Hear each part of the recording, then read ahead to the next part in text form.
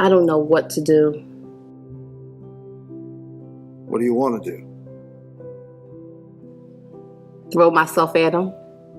Profess my undying love and my complete disregard for us.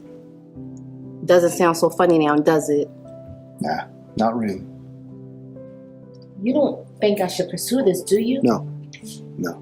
Okay, why? Because to violate this, cost is too high.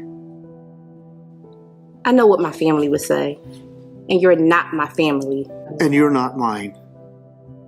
You're my wife. And you have a responsibility to never... I'm not here to be lectured about my responsibility. No. You came here for advice from someone who loves you. And that's exactly what you're getting. You're right. I'm sorry. I know this is difficult for you. I know. And I know how much you loved him. But I want you to know what it will end up like if you follow this out. This goes against everything you were raised to believe. I know that. And I believe in it. But I also know I love him. Yeah, I know you do. I know.